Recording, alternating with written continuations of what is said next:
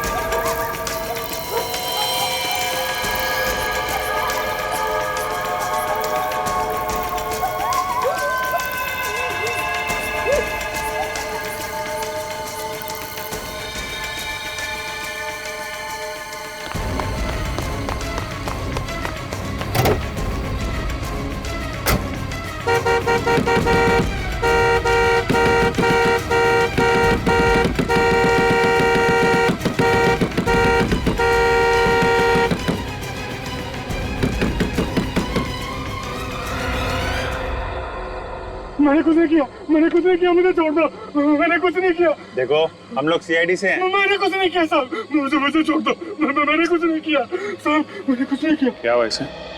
साहब 2 घंटे से हारना बजा रहे हैं। लाश कहाँ है? उस तरफ है साहब। देखो जी।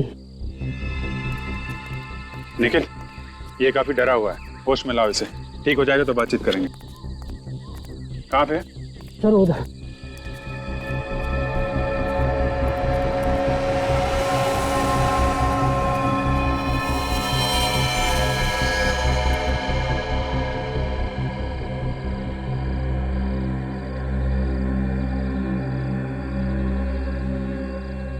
सर इसके शरीर पे कोई घाव नजर नहीं आ रहा। शायद कोई अंदरूनी चोट होगी। ये गला चेक करो, गला घोटने का निशान है। सर इसके गले पे तो कोई निशान नहीं है, लेकिन इसका शरीर पीला पड़ गया। इसे लग रहा है जैसे बॉडी से सारा खून निकल गया।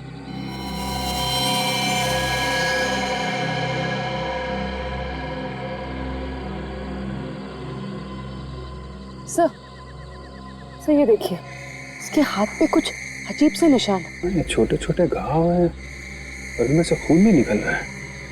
ना चेक करो और कुछ मिलता है। सर आसपास पूरा एरिया देखो ठीक से। क्या हुआ क्या था? तुमने क्या देखा?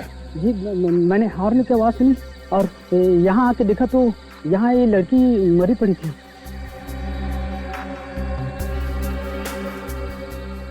लड़की की चीख नहीं सुनी तुमने? नहीं साहब। हॉर्न की आवाज सुनी और लड़की की चीख नहीं सुनी। लड़की कहीं और मरी है क्या?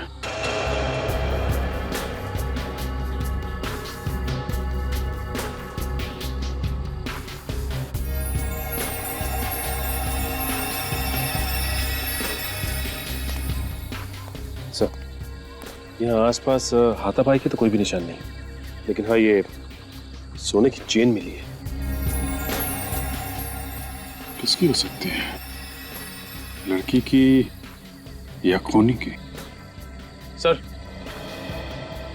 ये टैक्सी ड्राइवर होश में आ गए, सब कुछ बताने को तैयार है। बताओ क्या देखा था तुमने?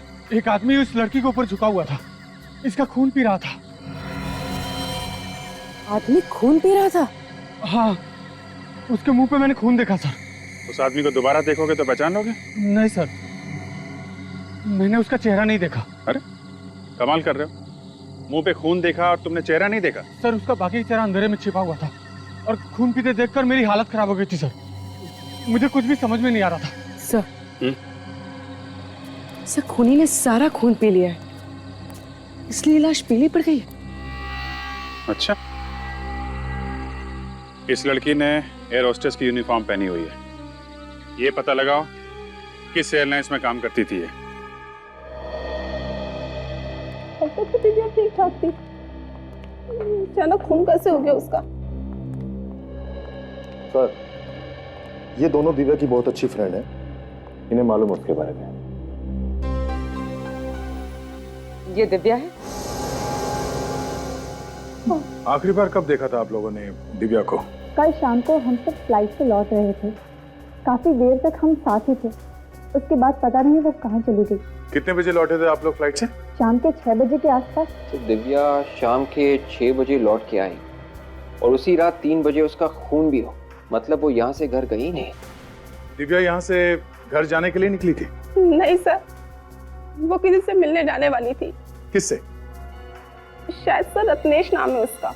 ये रत्नेश कौन है? बहुत ही अमीर आदमी है, उसने दिव्या को वादा किया था जॉब देने के लिए। अच्छा, दिव्या एयर होस्टेस के कपड़ों में ही गई थी रत्नेश को मिलने के लिए जॉब के सिलसिले में? जी सर, रत्नेश ने ही उससे कहा था एयर होस्टेस के कपड़ों में आने के लिए। ये बात आप लोगों को कैसे मालूम? जिस वक्त रत्नेश का फोन आया था उस वक्त दिव्या हमारे साथ ही थी, दिव्या ने ही हमें बताया था। अच्छा, उसने बताया कि वो रत्नेश से मिलने के लिए कहाँ जा रही है? रत्नेश ने उसे ओशिवारा मिलने के लिए बुलाया था। तो रत्नेश ने दिव्या को ओशिवारा में बुलाया था और हमें दिव्या की लाश भी ओशिवारा में ही मिली थी। सर, रत्नेश के हाथ इस खून में रंगे हैं।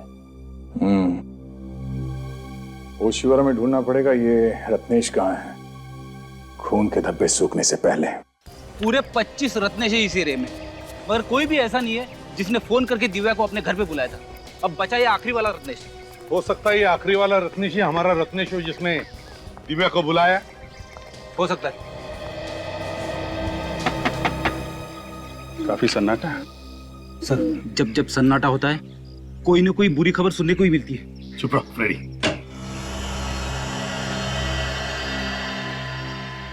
बोलिए साहब, किससे मिलना है?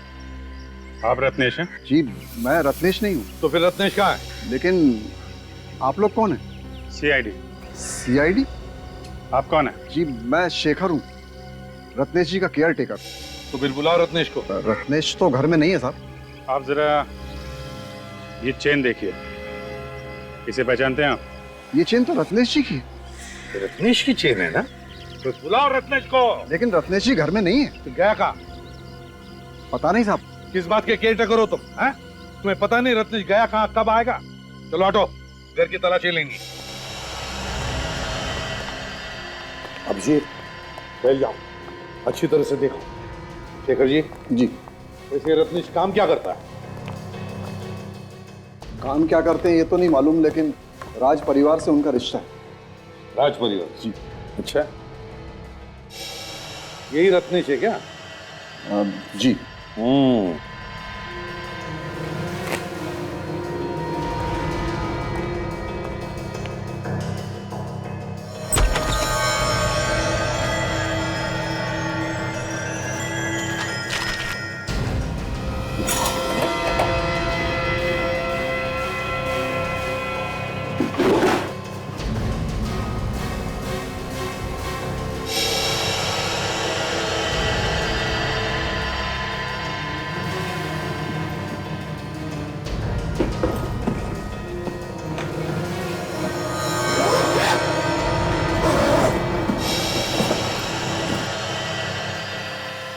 किसका बैग है ये? अरे साहब, ये क्या कर रहे हैं आप? मैंने पूछा बैग किसका है? रत्नेश का है? जी, शायद।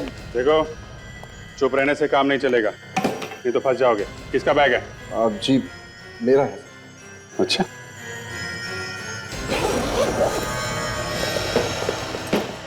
भागने की तैयारी में थे साहब। भागने की तैयारी में थे? हैं? रत्नेश घर पर नहीं है तो फरार होने की सोच रहे थे? बताओ कहाँ जाने वाले थे? जल्दी बताओ। अगर चुप रहोगे तो इसका एक ही मतलब है कि तुम रत्नेश के साथ गुनाह में शामिल हो। बताओ। लेकिन साहब मैंने कोई गुनाह किया ही नहीं। अच्छा,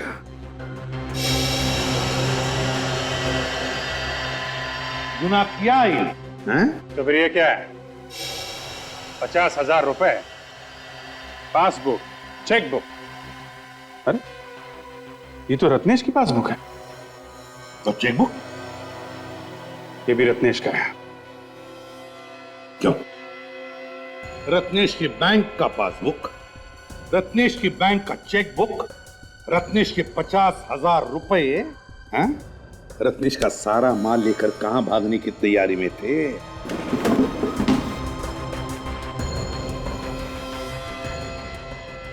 फ्रिज के अंदर कपड़े? सर इसमें तो खून लगा हुआ है। हाँ सर, बेडशीट और शर्ट मिली है, दोनों फ्रिज में छुपा के रखे हुए थे और इन पे खून लगा हुआ है। किसके कपड़े ये? किसके कपड़े?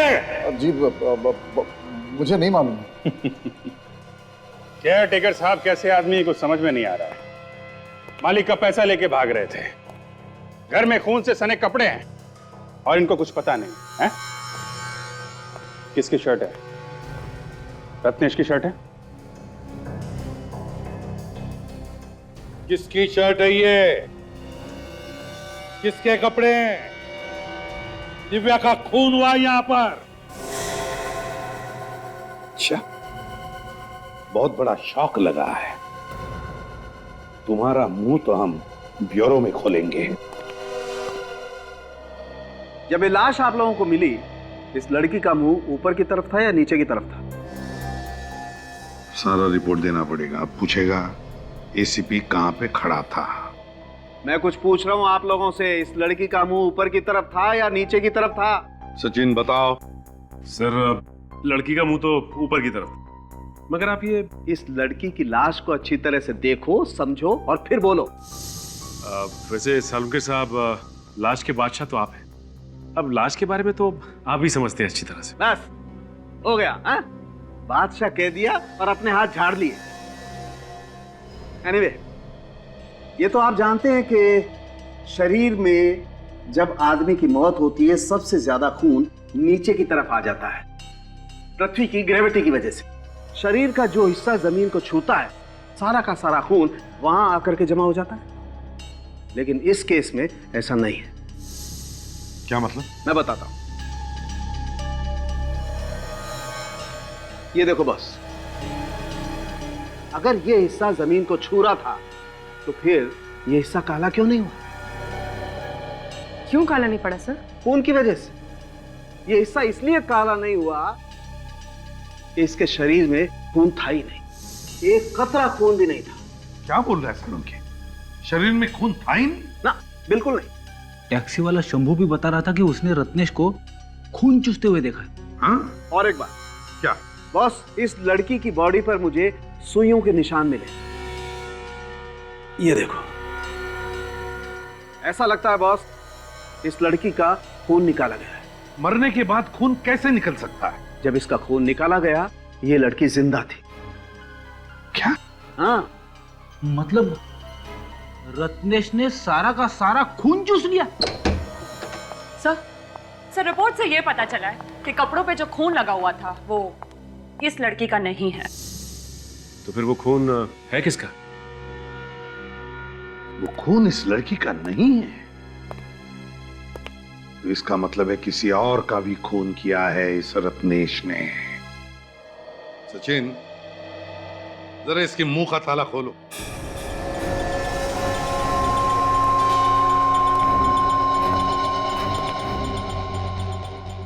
बताता है या नहीं? हाँ? क्या बताओगे ना? बताओ।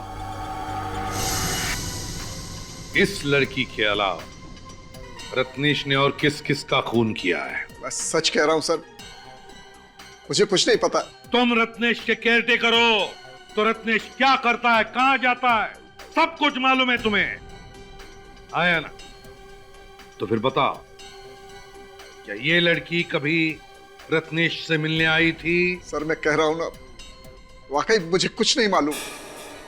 फिर ये भी रत्नेश से मिला हुआ है और इन दोनों ने मिलकर खून चूसा है। ये झूठ है ये। कोई झूठ वूठ नहीं। तुम्हारे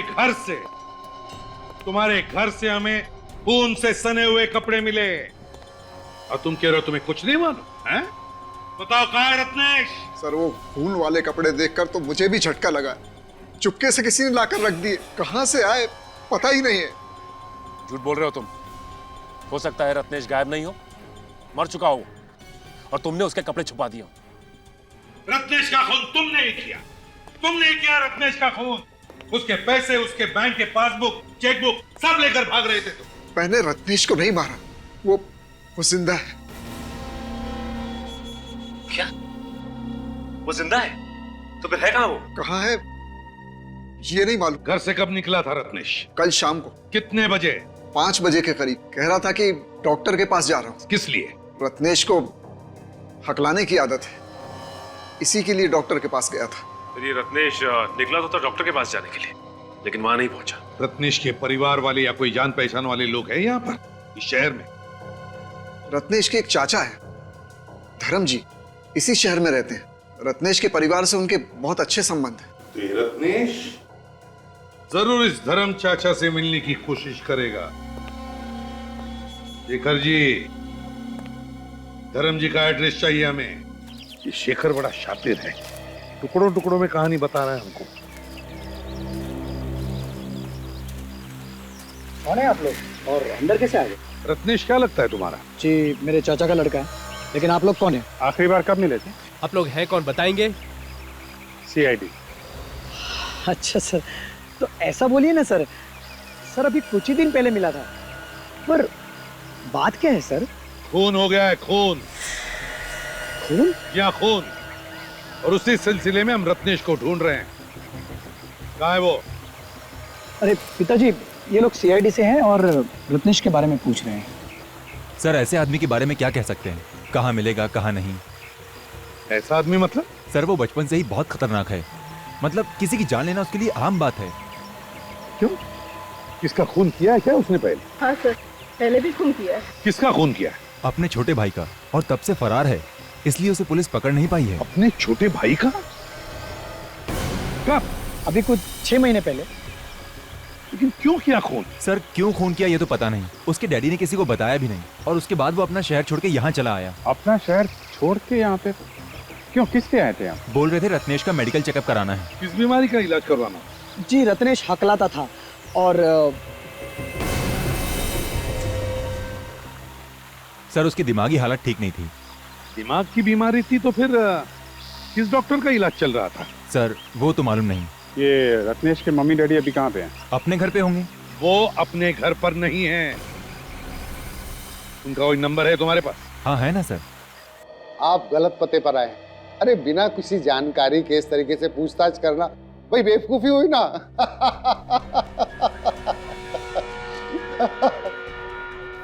अब की बार हंसने से पहले 10 बार सोच लेना, समझा? लेकिन सर मैं किसी रत्नेश को नहीं जानता। ये नंबर तुम्हारा है जो सर्कल किया गया? हाँ सर ये नंबर मेरे ही हैं, लेकिन आपके पास कैसे है? आ गए। जिन जिन के नंबर्स है ये, उन लोगों ने रत्नेश को फोन किया था या रत्नेश ने उनको? दिन में 10-10 बार फोन किया जाता था इस नंबर से रत्नेश को, और तुम कहते हो कि तुम रत्नेश को नहीं जानते? हाँ? इस रत्नेश ने खून किया है, समझे? अब जो कुछ भी मालूम है रत्नेश के बारे में जल्दी बताओ। रत्नेश ने फिर से खून कर दिया? फिर से का क्या मतलब? पहले भी खून किया था इसने? सर उसको मेंटल प्रॉब्लम है, उसका दिमाग खराब है सर। बस वो यहाँ पे आया था ना तुम्हारे पास चेकअप करवाने के लिए?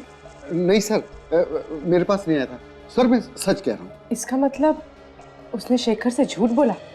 डॉक्टर साहब आपने कहा कि उसे दिमाग की बीमारी है। जी क्या एग्जैक्टली क्या बीमारी है उसे? सर उसे खून देख के उसका मानसिक संतुलन बिगड़ जाता है, वायलेंट हो जाता है, कंट्रोल के बाहर हो जाता है। इसी के चलते उसने अपने भाई को मार दिया 6 महीने पहले। भाई को मार दिया? कैसे? रत्नेश और उसका भाई शिप पर गए थे और फिर किसी ने कमरे में झांक कर देखा तो उसका भाई मरा पड़ा था। और रत्नेश कहाँ था उस वक्त? भाई की लाश के पास, और उसके मुंह पर खून लगा हुआ था। लाश को देख के ऐसा लग रहा था जैसे उसमें सुइयां चुभई हो और रत्नेश ने उसका खून चूसा हो। सर अजीब पागलपन है, एक आदमी दूसरे आदमी का खून पी रहा है। तो इस पागलपन को रोकना पड़ेगा।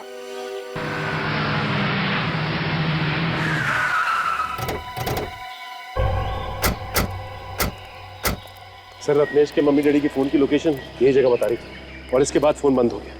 मतलब इन्हें आसपास ही होना चाहिए। अब अगर इतने सुनसान इलाके में वो लोग कर क्या रहे होंगे यहाँ पे?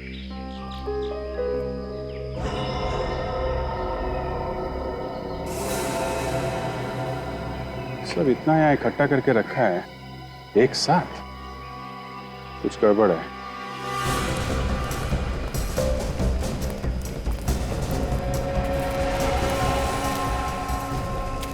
तो कार छुपा के रखी हुई है। काम करो, सब झाड़ियां वगैरह हटा लो।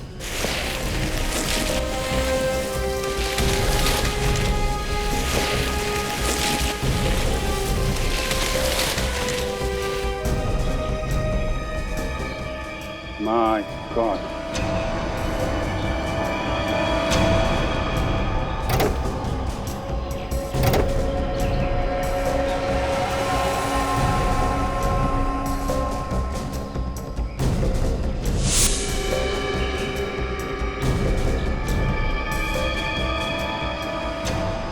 ऐसा लगता है ये दोनों रत्नेश के माता पिता हैं। कपड़ों और ज्वेलरी से तो ऐसा ही लग रहा है। हो सकता है, ऐसा लगता है 2-3 दिन पहले मौत हुई है इनकी। एक काम करो, कार में जितने भी फिंगरप्रिंट्स है सब उठा लो और कार के नंबर से पता लगाओ किसकी कार है ये।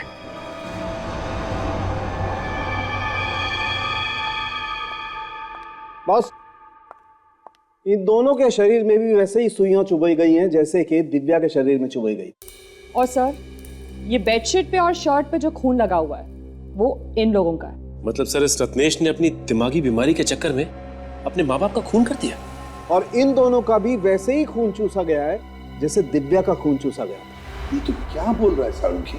क्या बोल रहे हो तुम? क्या बोल रहा हूँ मैं भाई? मुझे डेड बॉडी जो बता रही है वही बोल रहा हूँ मैं। सचिन ने कहा कि रत्नेश ने अपने माँ बाप का खून किया। अब तुम कह रहे हो कि रत्नेश ने अपने माँ बाप का खून चूस लिया? हाँ यार सुनकर घिन आती है, ये कैसे हो सकता है? अरे नहीं यार सालुंखी, कोई अपने माँ बाप का खून चूस सकता है? अपने माँ बाप का? देखो बॉस, तुम मुझसे ज्यादा एक्सपीरियंस्ड हो, तुम्हें मालूम है कई बार खूनी के दिमाग में कैसे कैसे फितूर होते, कैसे कैसे कीड़े कुल बुलाते हैं उनके दिमाग में, मालूम है तुम्हें ना?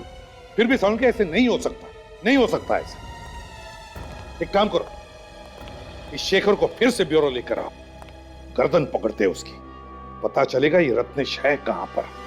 सर, ये क्या हो सकता है? ये तो चेक करना पड़ेगा, चेक करने से ही पता चलेगा क्या है। सर मैंने तो आज तक नहीं सुना कि कोई आदमी अपने माँ बाप का खून चूस ले। सचिन, अगर इंसान की दिमागी हालत ठीक नहीं हो तो वो कुछ भी कर सकता है, उसे अच्छे बुरे की पहचान ही नहीं रहती। सर ये रहा शेखर।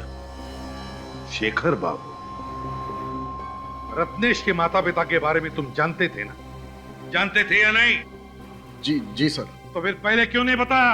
सर मैं इतना डर गया था कि मैंने आप लोगों को क्या बताया क्या नहीं बताया मुझे याद नहीं है सर। उसने अपने माँ बाप का खून कर दिया है, समझे? माँ बाप का खून कर दिया? हाँ, माँ बाप का खून कर दिया। रब जाके कहीं छुप के बैठा और उसकी कोई ना कोई तो मदद कर रहा है। और तुम जानते हो कौन मदद कर रहा है रत्नेश की? तो बताओ, बताओ। नहीं सर, मुझे कुछ मालूम नहीं सर। अच्छा, सिल्वर रंग की रिवेरा गाड़ी OHY 3765 रत्नेश की है ना? जी सर, लेकिन वो तो उनके माँ बाप के नाम पर। तो और भी कोई गाड़ी है उसकी?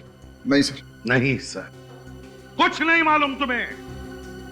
ले जाओ इसे फ्रेडी, दूसरे कमरे में ले जाओ। चलो। सचिन, अगर रत्नेश के पास सिर्फ एक ही गाड़ी थी और उस गाड़ी में उसने अपने माता पिता को मारकर उनकी बॉडी डाल दी, तो फिर वो किसी दूसरी गाड़ी से भागा होगा ना, किसी टैक्सी वैक्सी से।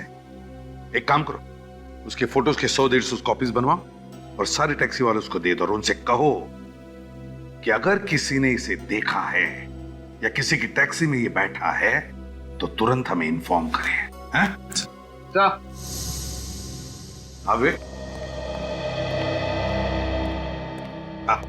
सर, जब से रत्नेश भागा है तब से उसका मोबाइल फोन बंद है।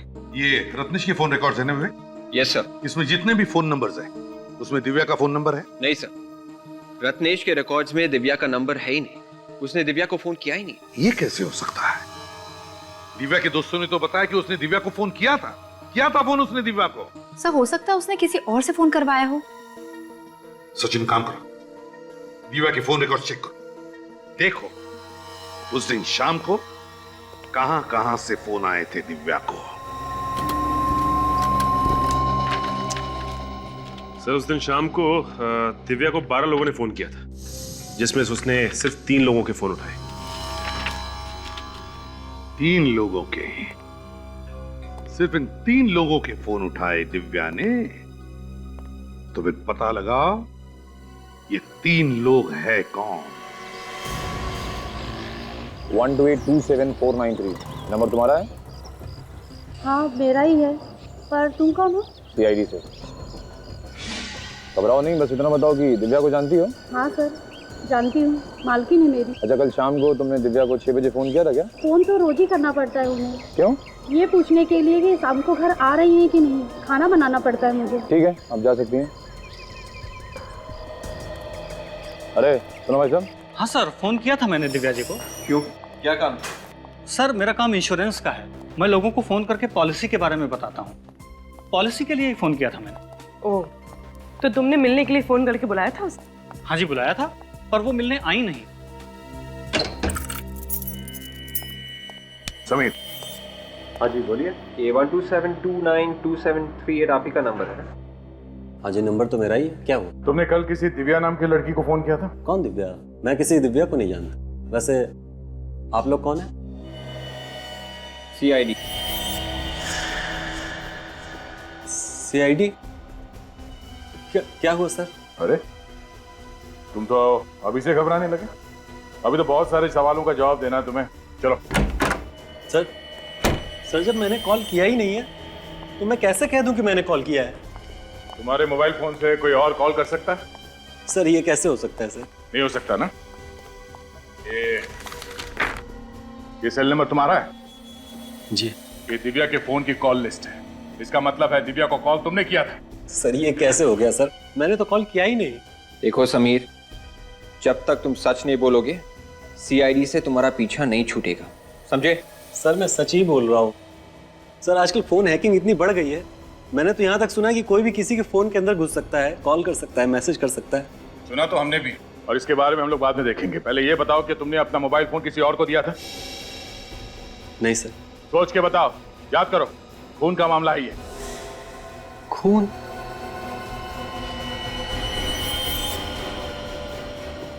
हाँ सर याद आया, कल मैं ओशिवारा में ही था। ओशिवारा में?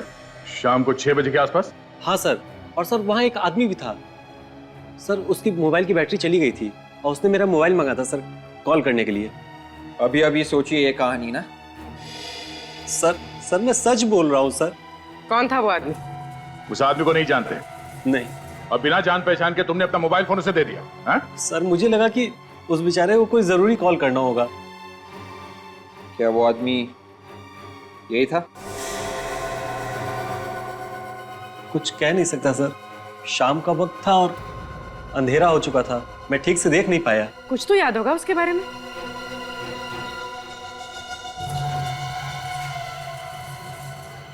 हाँ सर याद आया सर, वो हकला के बोल रहा था। वो आदमी हकलाता था? हाँ सर, वो हकला के बोल रहा था। तुम्हें पूरा यकीन? ठीक है समीर, उस आदमी के बारे में कुछ और पता चले तो हमें बता देना। जी।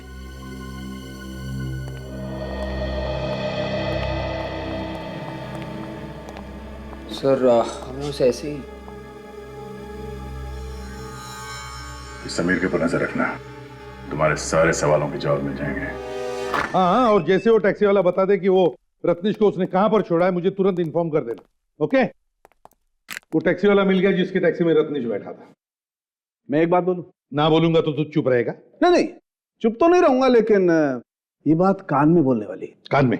क्यों? आओ ना यार, एक मिनट। क्या है बताओ। बॉस, असली खूनी का पता चल गया है। ये कौन सी बड़ी बात है जो मेरे कानों में बता रहा है? अरे सबको मालूम है रत्नेश ही खूनी है, समझे? अरे यार, यही तो प्रॉब्लम है तुम्हारी यार, तुम बात को अच्छी तरह समझते ही नहीं हो। रत्नेश ने खून नहीं किया है। क्या? सर वो कैसे? बॉस, इन दोनों का खून किसी आदमी या औरत ने नहीं चूसा है। तो किसने चूसा है सर? बॉस, खूनी वहां पर। सही है, देखो यही आदमी बैठा था तुम्हारी टैक्सी में? हाँ साहब, यही आदमी बैठा था मेरी टैक्सी में। यही था ना? हाँ सब पक्का याद है। इतने भारी भारी बैग ले रखे थे, डिग्गी में रखते वक्त मेरी कमर दुखने लगी थी। ऐसा क्या भारी सामान हो सकता है? तुमने पूछा नहीं उससे?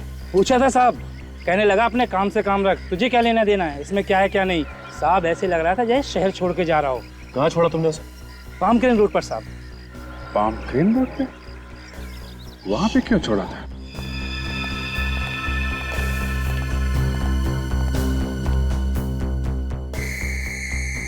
ये देखो, लीचेस से किए गए ये खून? बिल्कुल, इन लीचेस से खून हुआ है बॉस। यार सालुंखे, एक जोंक इतना सारा खून कैसे चूस सकती है जिससे कोई मर जाए? बॉस, एक जोंक तो इतना खून नहीं चूस सकती है, लेकिन 400 जोंक तो इतना खून चूस सकती है कि इंसान मर जाए। 400 जोंक? यार सालुंखे, जोंक लगने पर वो अपने आप को बचाने की कोशिश तो करेगा ना? लाशों को देख करके ऐसा लगता नहीं है कि इन्होंने अपने आप को बचाने की कोशिश की होगी। तो तुम्हारे कहने का मतलब है कि इन्हें पहले बेहोश किया गया होगा, हाँ, और फिर जोंक लगाई? बिल्कुल। बड़ी अजीब बात है ना सालुंखे, कि एक आदमी जिसे दिमाग की बीमारी है, क्या वो इतनी सारी प्लानिंग कर सकता है? नहीं सर, नहीं कर सकता। ये किसी और की चाल है, किसी और की चाल। रत्नेश को फंसाया जा रहा है। सर इस पामक्रेन रोड के आसपास तो कोई रेलवे स्टेशन भी नहीं है और ना ही कोई बस स्टॉप, और तो और एयरपोर्ट भी बहुत दूर है वहां से। अच्छा, तुम्हारी टैक्सी में बैठते वक्त या उतरते वक्त कुछ बात कर रहा था क्या? कहीं जाने का बात कर रहा था? साहब कुछ कहा भी होगा तो याद नहीं, 5 दिन हो गए इस बात को। एक मिनट, क्या कहा तुमने? साहब मैंने क्या कहा? नहीं, कितने दिन पुरानी बात है ये? 5 दिन पुरानी, दोपहर का वक्त था जब मैंने उसे वहां छोड़ा था। ये कैसे हो सकता है? 5 दिन पहले? शेखर ने हमसे कहा था कि रत्नेश 3 दिन पहले घर छोड़ के गया था, वो भी शाम को। मतलब जिस रात दिव्या का खून हुआ उस दिन रत्नेश शाम को नहीं बल्कि दोपहर को निकला। हाँ, जिस रात खून हुआ रत्नेश कहीं और था, तो फिर रत्नेश खून कैसे कर सकता है? इसलिए शेखर झूठ बोल रहा है। बिल्कुल झूठ बोल रहा है, कुछ छुपा रहा है हम लोगों से। जरा पता करो ये शेखर इस वक्त है कहां पे।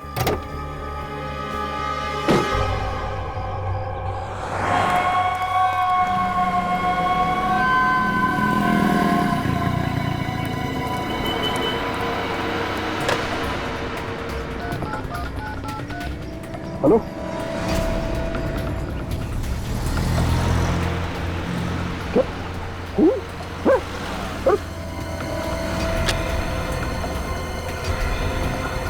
ओ भाई साहब, पैसा तो दो।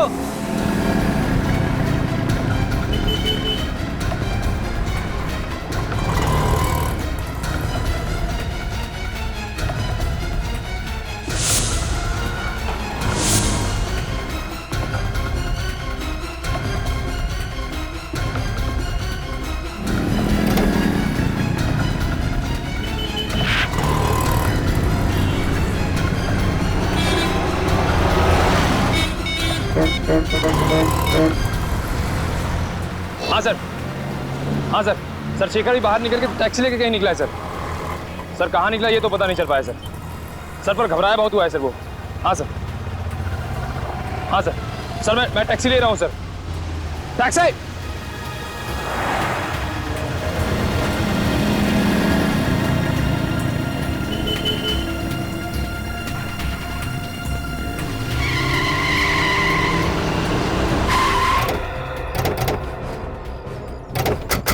अभी अभी उधर से एक आदमी भागते हुआ आया, तुमने देखा है उसे? नहीं सर, नहीं देखा। अरे क्या बात कर रहे हो? 5-5.5 फीट का आदमी था, तुमने देखा ही नहीं उसे? सॉरी सर, हमने नहीं देखा। कहाँ है शेखर? सर शेखर अंदर भागते हुआ आया, पर ये लोग कह रहे उसे देखा ही नहीं। देखा नहीं? ये कैसे हो सकता है? एक आदमी अंदर भागते हुए आया और तुम लोगों किसी ने भी नहीं देखा? सर मैं अभी अभी ड्यूटी पर आया हूँ सर, मुझे नहीं मालूम। क्या आंखों पर पट्टी बांध के रखी थी क्या? देखा नहीं है? टैक्सी वाला कह रहा था कि उसने रत्नेश को यहीं आसपास ही कहीं छोड़ा है, तो हो सकता है रत्नेश इसी होटल में ठहरा हो और उसने शेखर को यहीं पर बुलाया हो, पैसे लेकर और कपड़े लेकर। हाँ सर। हाँ, जरा ये फोटोग्राफ देखो। ये आदमी यहाँ पे होटल में ठहरा हुआ है? हाँ सर, ये आदमी है यहाँ पे। किस कमरे में? कमरा नंबर 104 में है सर। चलो दिखाओ। चलिए सर।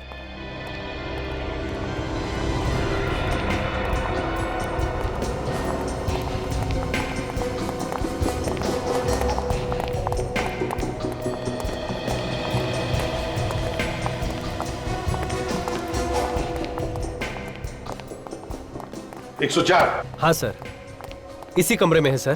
तुम यहीं पे रुको। Okay sir.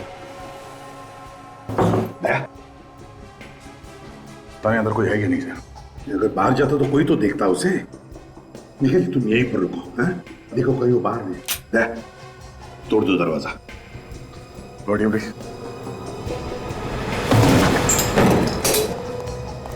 अरे शेखर, शेखर क्या हुआ? क्या हुआ?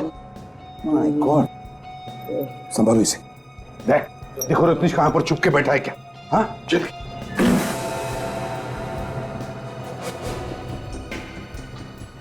बोलो बोलो, रत्नेश का है?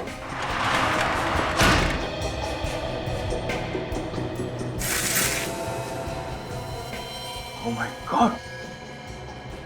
सर, आना सर, यहाँ आइए। शेखर, शेखर तुम्हें मारा किसने? किसने मारा तुम्हें? आधा क्या हुआ? सर यहाँ रत्नेश तो नहीं है। ये देखिए।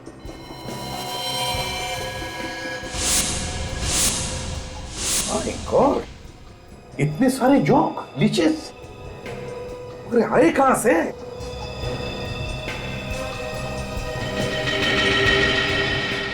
Ice box.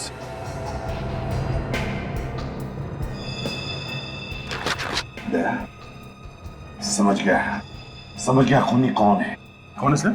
चेहरा देखा था उसका? नहीं नहीं, उसने मास्क पहना हुआ था, उसकी जान खतरे में है। निखिल,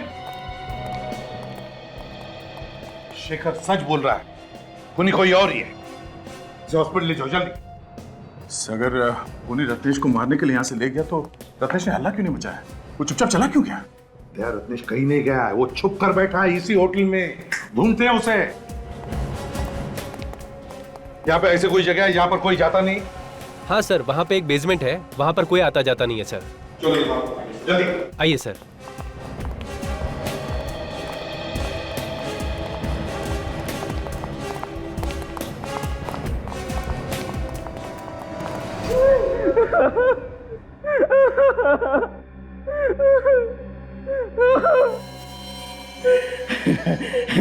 मैं तुझे अपने हाथों से नहीं मारना चाहता था,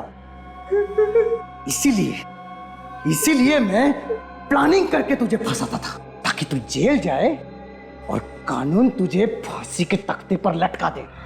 कोई नहीं है ना रूम में? सर अभी तो कमरा खाली पड़ा हुआ है। खूनी ने रत्नेश को उसी कमरे में छुपा के रखा होगा। अफसोस के तेरी मौत मेरे ही हाथों लिखी है। मुझे छोड़, मैं किसी से नहीं कहूंगा। मैं दूर चला जाऊंगा, हमेशा के लिए मुंह नहीं दिखाऊंगा। तेरा मुंह तो मैं बंद करूंगा हमेशा हमेशा के लिए। लोग तो तुझे ही खूनी समझते हैं ना।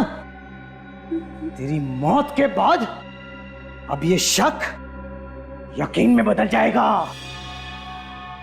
उन्हें तो यही लगेगा कि इतनी सारी मौत का भार तू झेल नहीं पाया, इसलिए आत्महत्या कर ली।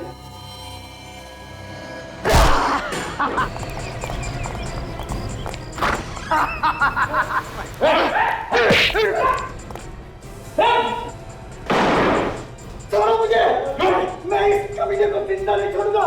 छोड़ो मुझे, छोड़ो। जल्दी।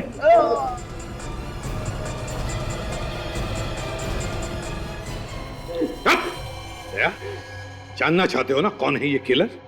मास्क उतारो और देखो।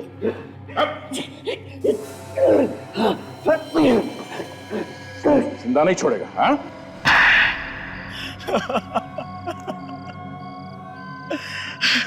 क्यों मारा तुमने इतने लोगों को? क्या बिगाड़ा था उन्होंने तुम्हारा? सर, किसी ने मेरा कुछ नहीं बिगाड़ा था, बस रत्नेश को फंसाने के लिए मैंने ये सारे खून किए। रत्नेश को क्यों फंसाना चाहते थे तुम? क्योंकि सर, रत्नेश मेरा सौतेला भाई है। मेरी माँ के मर जाने के बाद मेरे पापा ने दूसरी शादी कर ली। फिर रत्नेश और मेरे बीच में बचपन से ही झगड़े होते थे, मारामारी भी होती थी सर। इसके चलते पापा ने मुझे अपने आप से अलग कर दिया और मेरे चाचा के पास मुझे भेज दिया। चाचा को कोई औलाद नहीं थी, इसलिए चाचा ने मुझे गोद ले लिया। इसी की वजह से मुझे अपने पापा का प्यार कभी नहीं मिला। इसीलिए मैंने उसी दिन ठान लिया कि इसका बदला मैं जरूर लूंगा। इससे भी चैन से नहीं रहने दूंगा। और इसीलिए तुम रत्नेश बनकर लोगों को मारने लगे? उसकी दिमाग की हालत ठीक नहीं थी, इसलिए मैंने सोचा कि उसे आसानी से फंसाया जा सकता है। इसीलिए मैंने रत्नेश के भाई का पहले खून किया और इल्जाम रत्नेश पर लगा दिया। बेचारे मम्मी डैडी, उनको लगा कि ये खून रत्नेश ने किया है क्योंकि उसकी दिमागी हालत ठीक नहीं है, और फिर तुमने मम्मी डैडी का भी खून कर दिया, ये सोचकर कि लोगों को लगेगा कि उनका खून भी रत्नेश ने किया है, और फिर रत्नेश अकेला पड़ जाए और तुम उसे मार दो। सर, इसे मारना होता तो मैं कब का मार देता, लेकिन हर बार शेखर ने इसे बचा लिया। और वो लड़की दिव्या, उसे क्यों मारा तुमने? दिव्या को मैंने इसलिए मारा ताकि लोगों का शक पक्का हो जाए कि सारे खून रत्नेश ने ही किए। वाह, प्लानिंग तो तुमने बहुत अच्छी की थी। तुम्हारा एक एक पत्ता सही जगह पे जाकर बैठ रहा था, लेकिन तुम्हारा वो आइस बॉक्स जिसमें तुमने जोंक लाई थी, वो लीचेस, उसने फंसा दिया। रत्नेश को फांसी पर लटका के मारने की कोशिश कर रहे थे ना तुम? लेकिन अब तुम लटकोगे फांसी पर, तुम।